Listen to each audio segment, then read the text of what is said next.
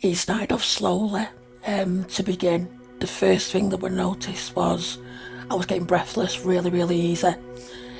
Walking up a flight of stairs was getting to the point you knew something was wrong, gasping for air at the top of the stairs.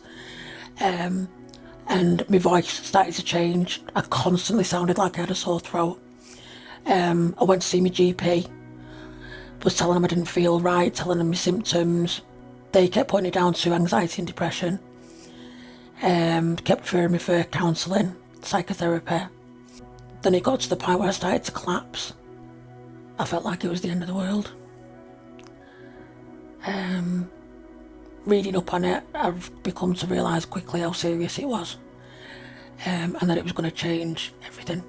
And it did change everything.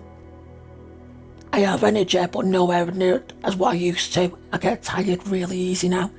It's like if I spend time with my nieces and nephews, I can only manage a couple of hours and I've got to go away. I've got to go away and lie down and get some sleep. Everything tires you out. The smallest walk, a conversation for a couple of hours is tiring.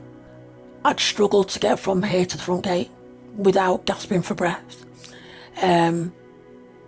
A walk to the shop that's around the corner could take me hours. It's hard for somebody to believe until you've been in that position where you're walking trying to get somewhere but you feel like you're drowning. You just can't. There's nothing scarier than not being able to breathe and catch your breath. It's a horrible feeling, but I think only a feeling that only people with this condition would understand. At the start, you feel dead disheartened because you don't feel like anything's working. But obviously it takes time for things to get into your system and to start to take effect.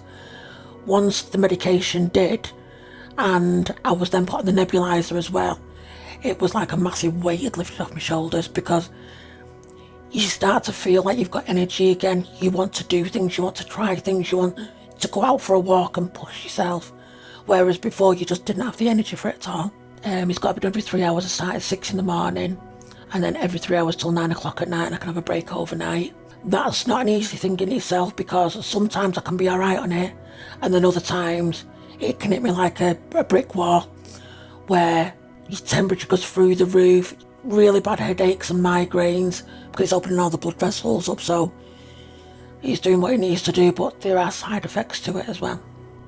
Further down the line, they said I'd need a double lung transplant, which scares the life out of me and not something I can think about at the minute. It's frustrating because people look at you and see a young girl and think she's fit and healthy.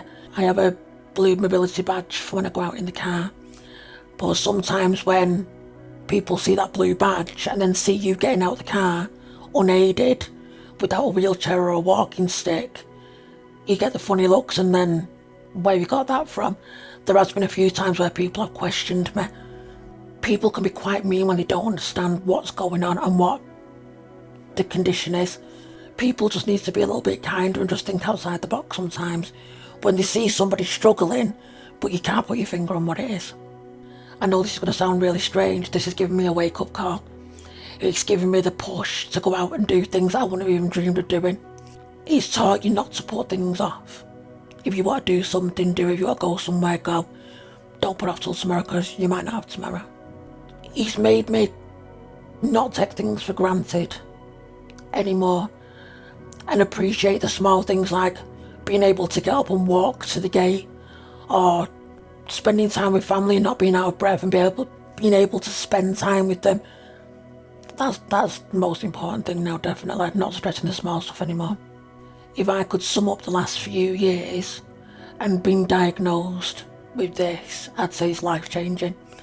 In a good way, because now I don't stress over the small things and I don't take things for granted. And in a bad way, because I know I'm not going to live to become a little old lady, or it's important to do the things that you want to do now, not hold off.